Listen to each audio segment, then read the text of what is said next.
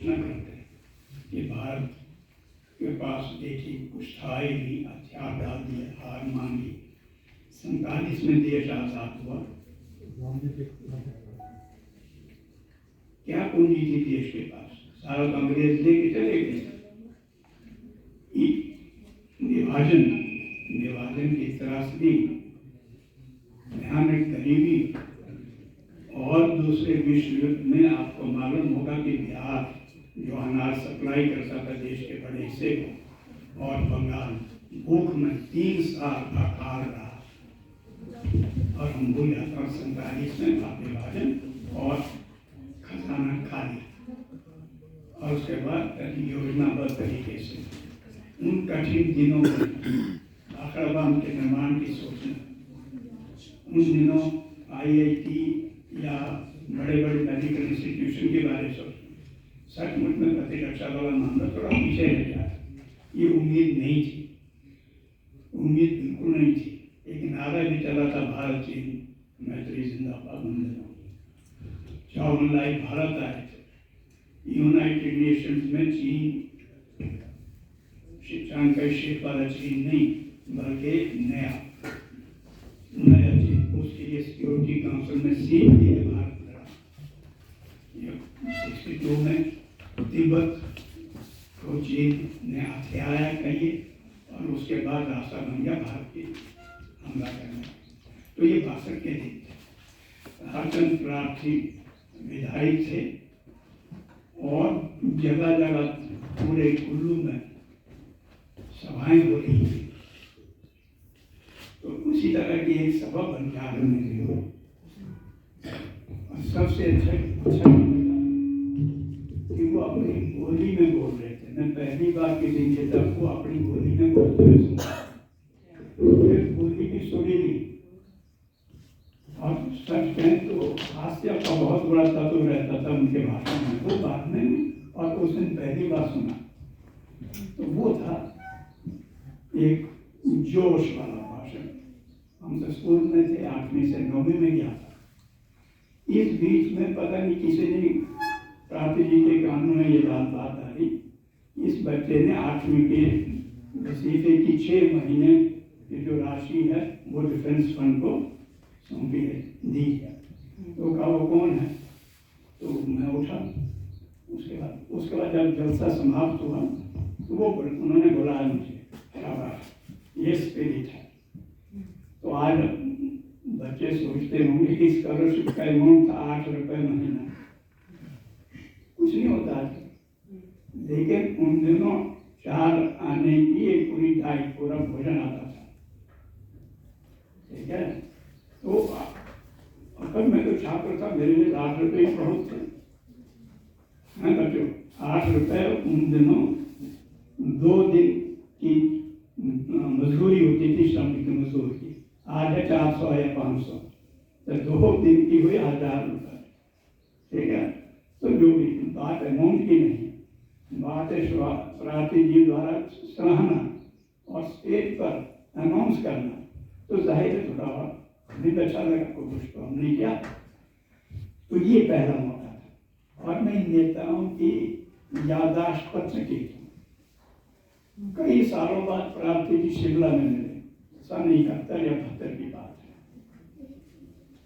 कहने लगे, मैंने पहचाना तुमको, सबसे पहले तो मैं तुम्हें धन्यवाद दूंगा। 62 के लिए नहीं, हाल ही में यही क्या घटना हुई थी, अगर आप लोग मेरी उम्र के लोगों याद होगा, एक आदमी की मृत्यु हुई थी यहाँ, या धरना था या प्रदर्शन में, पता नहीं क्या था। उसको बहुत बड़ा इशू बनाया गया था, और सारा दोष प्रार्थी जी पर लगाया जा रहा था। ये पता नहीं जमीन के रास्ते को लेके था ये समस्या। तो मैं प्रार्थी जी के समर्थन में स्टेटमेंट दी हमने। तो वो उनको याद था, उन्होंने कहा ये वही वाला बयान तो नहीं जो 8वीं में पंजाब में मिला था, कल वही है। तो शबाब साहब उन दिनों हमारे विधायक थे।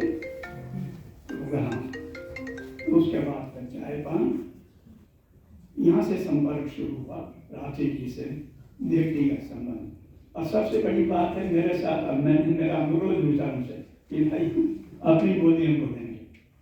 वो जो कई बार हमको लगता है कुल्फी में कोई ज़्यादा मिठास है मेरी सलाजी से, शायद अपना अच्छा लगता है हमको, तो सुनना बहुत अच्छा लगता है। तो बीच में कहते थे तुम भी कुछ सुनाओ। मैंने कहा ऐसा कि मैं कविता लिखता हूँ और मेरी कविता थोड़ी और कविता के समीप है। ये थोड़े जो बाद में विमल जी, जगदीश चतुर्वेदी, ये मेरे उन दिनों में इनका क्या कहो प्रशंसक हुआ करता था, उनकी तर्ज पर लिखता था। तो मैं कहा सुना, मैं कहा फिर भी तू सुना दे कुछ। तो सुनाई दो कविताएं जो उस वक्त मेरे जेब में थी, सुनाई। उसके बाद का ये क्रम अब चलता है, ठीक है, चलता है। उन पर एक यहाँ केस भी चल रहा, उन पर तो क्या कहिए, एक वसीयत थी, उसमें वो विटनेस थे, तो उस वसीयत को झूठा सिद्ध करने के प्रयास हो रहे थे। अब वो झूठी साबित हो जाए वसीयत तो प्रार्थी जी को मंत्री पद तो छोड़ना पड़ेगा, अंदर भी हो जाएंगे, कैद भी हो जाएंगे। उस बात मैंने फिर उनका साथ दिया आधार का वसीयत झूठी है तो गैर के मंत्री मत बोलो, लालचंद प्रार्थी अगर है तो इस फिर उन्हें मेरा साथ उन्हें और भी अच्छा। फिर कुछ मैं मॉस्को चला गया, लौटने पर मैं अपने अनुवाद के काम में लग गया, संपर्क में रहता था। लेकिन आज की तरह की सुविधा तो थी नहीं कि टेलीफोन करो या फेसबुक शेयर करो अपनी रचनाएं या अपनी बातें। वो कभी दशहरे में था। उनको एक और घटना याद है, 63 और 64 में हमारे स्कूल की टीम नृत्य में प्रथम आई, 2 साल लगा था।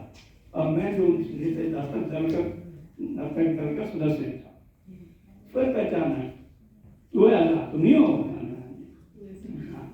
तो कैरो की अध्यक्षता कर रहे थे प्रताप सिंह कैरो। हम पंजाब में थे बच्चों में, ठीक है, हम पंजाब में थे, आज का हरियाणा, पंजाब तो अपनी जगह पर, और हमारा आधे से ज्यादा हिमाचल ये पंजाब का हिस्सा हुआ करता था। आप प्रताप सिंह कैरो थे।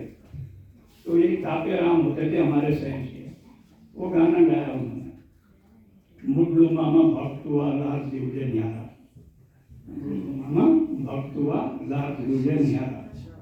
तो वो पूछने लगे, वो जवाब साहब से क्या बोले, ये बोलना बुढ़े मामा दाद जी से ऊपर अंधेरा है। तो बुढ़े मामा कौन है? कही ये तो मेरे खिलाफ कोई संबोधित है। अच्छा, दादी से तो जिंदगी नहीं गई। अब उन्होंने उसी दौरान घोषणा की कि मेरा प्रयास रहेगा कि 2 साल के अंदर पंजाब या बिजली पहुंचेगी। ये थे प्रताप सिंह क्या, ये था उन दिनों हिम्मत बर्दाश्त करने का, क्या कहोगे माला। ये 63-64। फिर उसके बाद ये मैं अनुवाद काम में लग गया, या तो सराजी कविता या हिंदी कविता मैंने लगभग बहुत कम। मैंने देखा कि सराजी में लिखना ज़्यादा ठीक रहेगा, या फिर रूसी कविता इतनी समृद्ध है, और हिंदी में उपन्यासों के कथा साहित्य का तो बहुत अनुवाद हुआ, लेकिन अनुवादों का बहुत, कविताओं का बहुत का। तो मैंने एक रास्ता पकड़ा। तो अलेक्जेंडर ब्लॉक की जन्म शताब्दी 1980। तो मैंने